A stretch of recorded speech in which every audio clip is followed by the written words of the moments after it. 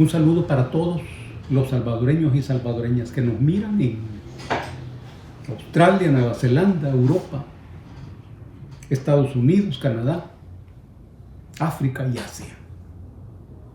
Para todos un fuerte abrazo. También para los y las salvadoreñas que nos miran en nuestro país y en cualquier lugar del mundo.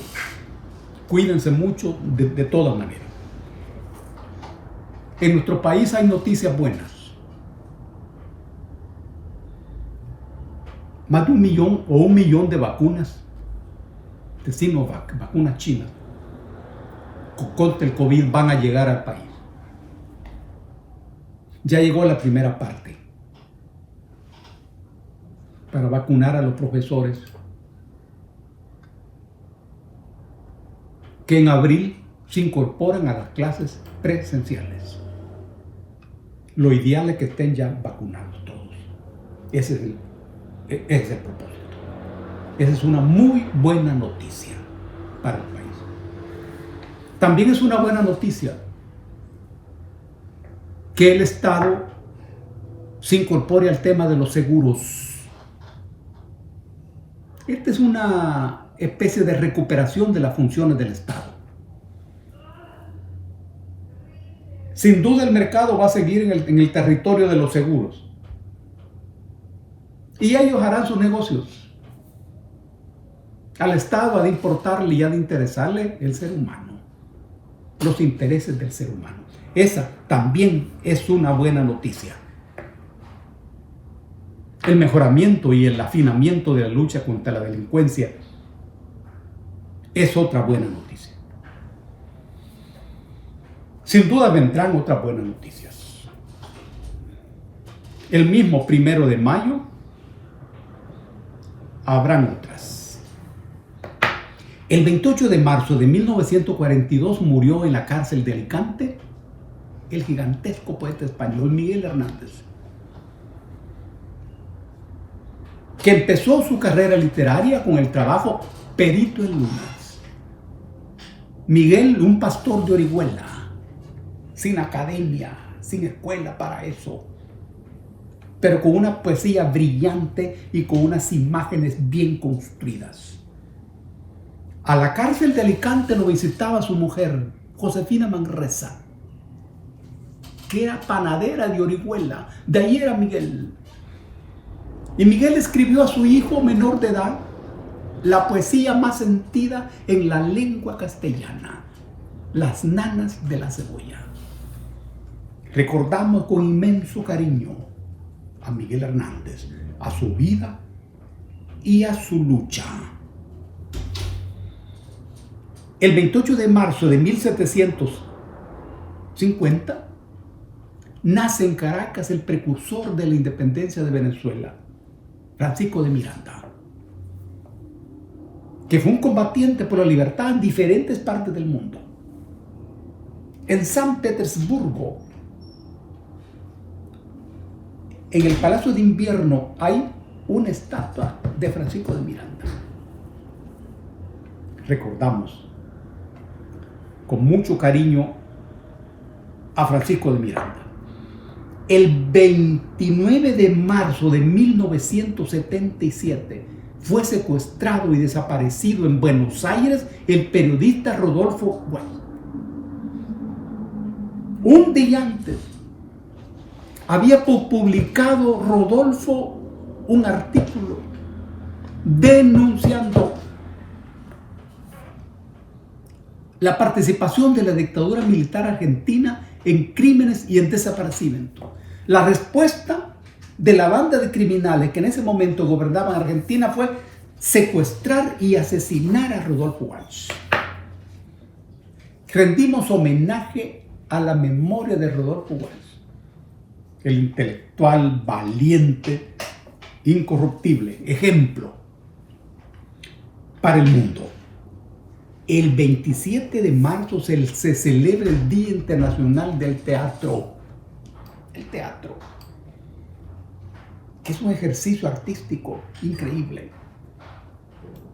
El teatro que permite expresar la vida de la sociedad y de los seres humanos. en donde se dice lo que no se dice en otras partes. Es una buena noticia que se celebre esa fecha.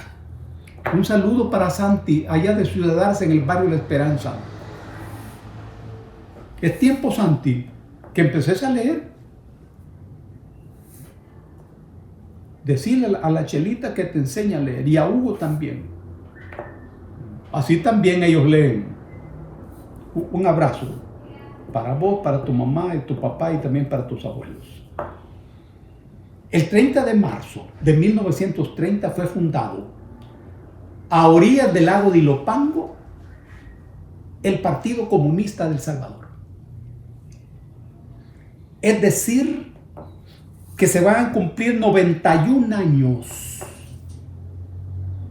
de la fundación del PCS. Este es un acontecimiento político histórico de trascendental importancia. Observemos, para empezar, que la decisión de crear el partido se da en la cresta de una creciente lucha de masas. En 1927 había asumido la presidencia de la República don Pío Romero Bosque. Pío era el abogado de la familia Meléndez, que después del asesinato en 1913 de don Manuel Enrique Araujo, iniciaron lo que se llamó Dinastía Meléndez.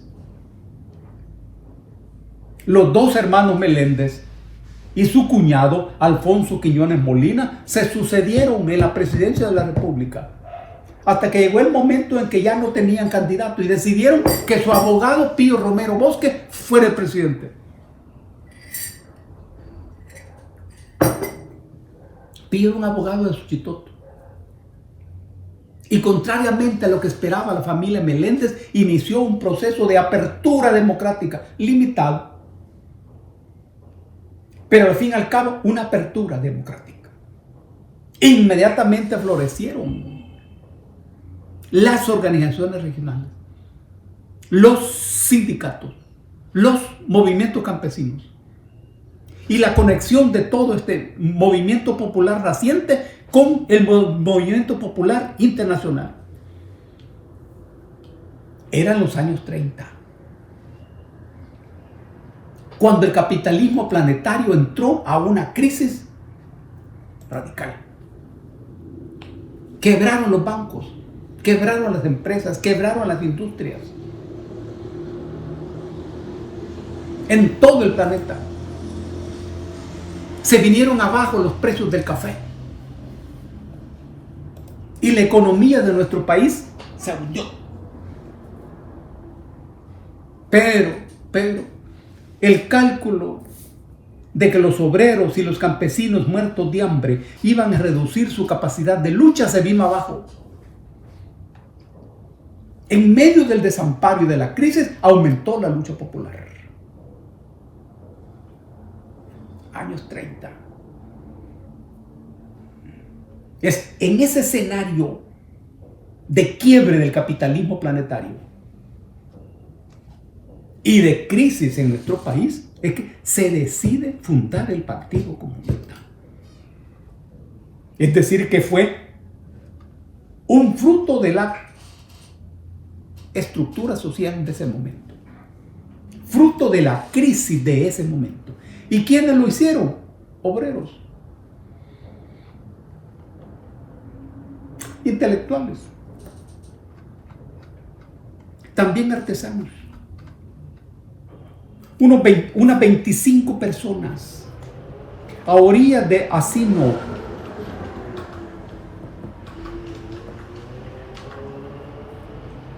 Ahí se decidió organizar el Comité Central.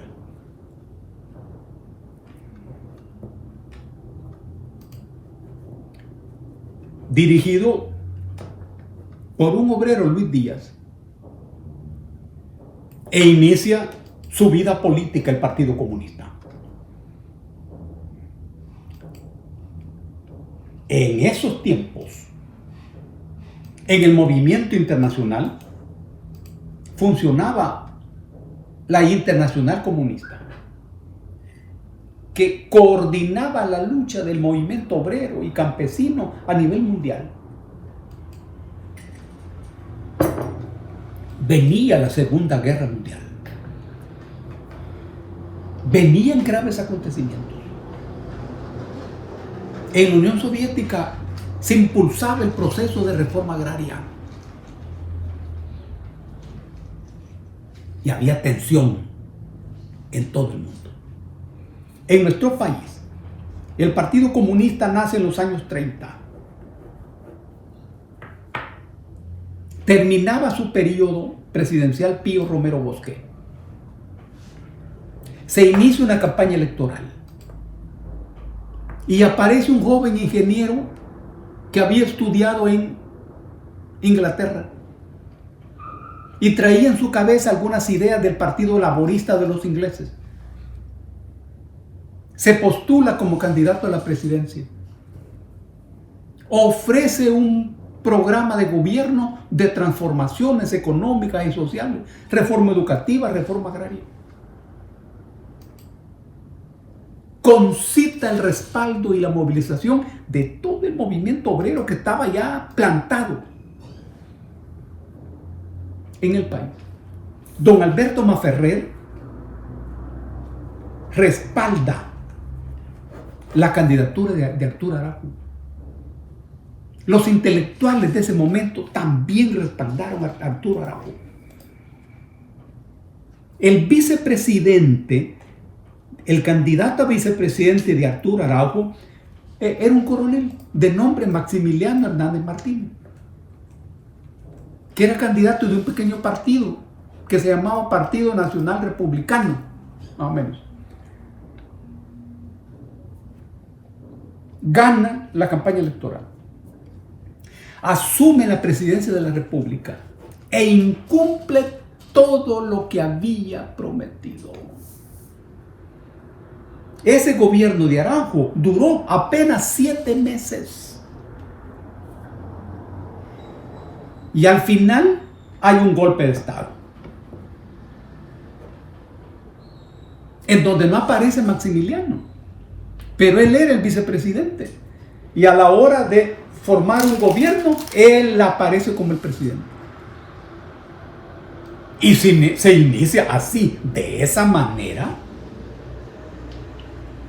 un periodo que se conoce como la dictadura martinista. El año 31 hubieron elecciones y el Partido Comunista participó en elecciones. Incluso ganó la alcaldía municipal de San Salvador. Acababa de ser fundado, pero no le dieron la alcaldía. Se inicia un proceso sostenido, lento, de rebelión y de levantamiento. Martínez empezó a reprimir. Los puntos fundamentales de resistencia del pueblo campesino e indígena estaban concentrados en ese momento en el occidente del país. Es una característica de este momento, en el occidente del país. Cuando se levantó Anastasio Aquino en 1832, la resistencia estaba en el centro, en el departamento de La Paz. En estos años 30, en el occidente. El Partido Comunista recién fundado asume la responsabilidad de ese levantamiento. Y dirigentes campesinos como Feliciano Ama se incorporan al partido. Feliciano era una persona conocida en Izalco, presidente de las cofradías vinculadas a la iglesia. Modesto Ramírez le propuso a Feliciano incorporarse al partido. Él aceptó, pero dijo: es necesario que todos mis compañeros también se incorporen. Si ellos no se incorporan, yo no me incorporo. Y si yo me incorporo, ellos también. Esa fue la decisión de Feliciano. Este levantamiento fracasó y se inició una matanza extraordinaria. que duró años. Los años que necesitó la dictadura de Martínez para consolidarse en el poder. Se inicia así para el Partido Comunista un proceso oscuro de represión y de matanza. Vienen los años 40. Aquí hay que saber que en los años 40 fue derrotada la Alemania nazi por las tropas del ejército soviético. Y entonces en esos años 40 creció en el mundo y también en nuestro país la lucha por la democracia. Y el Partido Comunista pudo caminar, avanzar un poco y crecer. En 1948 termina la dictadura martinista. Hay un golpe de Estado conocido como el golpe de los mayores. Ahí estaba el coronel Óscar Osorio, que en 1950 asume la presidencia con un programa de transformaciones económicas, sociales y políticas del país, que suponía la industrialización. Entonces crecieron las fábricas. Cuando crecieron las fábricas, crece la clase obrera. Al crecer la clase obrera, crecieron los sindicatos y creció el Partido Comunista. Esta es la lógica histórica. Estamos en los años 50, año en donde se da el inicio de un proceso de transformaciones. Se aprueba una constitución y se acelera la historia. El Partido Comunista hace experiencia en la lucha electoral. En 1967 vamos a la campaña electoral con el Partido Acción Renovadora, con una gran movilización. En la década de los años 70 se crea la Unión Nacional Opositora en una alianza con el Partido Demócrata Cristiano y el Movimiento Nacional Revolucionario, la UNO, que mueve poderosas campañas electorales en el 72 y en el 77. Y la prueba de fuego llega después de 1977. En la década del 70 aparecen otras organizaciones revolucionarias armadas, porque hay un proceso de radicalización de las capas medias en el país. Y aparece la lucha armada. Todas las organizaciones que aparecen en lucha contra el Partido Comunista. Pero,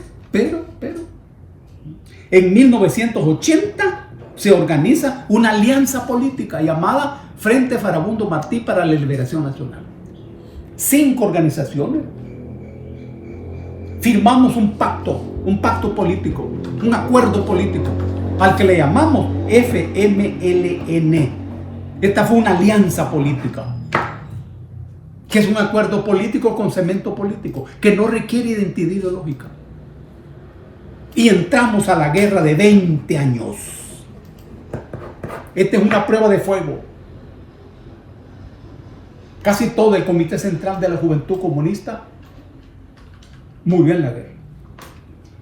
El Comité Central del partido también. Pero salimos de la guerra intactos, política e ideológicamente.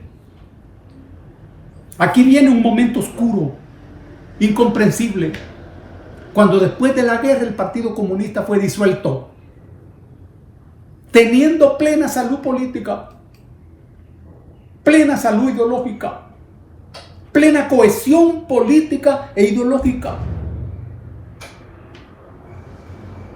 sin mayor afectación por acontecimientos internacionales duros. Ese fue un acontecimiento muy funesto y una decisión muy oscura. Agradecemos los militantes del Partido Comunista su escuela política. El Partido Comunista nos enseñó a estudiar, a reflexionar políticamente, a ser tenaces, a sostener una lucha en las peores circunstancias. Por eso rendimos homenaje a todos los compañeros del Partido Comunista y también de las otras organizaciones que integraron el FMLN, que dieron su vida por esta lucha. Y dentro de poco vamos a celebrar los 100 años de creación del Partido Comunista de El Salvador. Y también convocamos al pueblo a conmemorar y a celebrar esa fecha. Un abrazo para todos y para todas.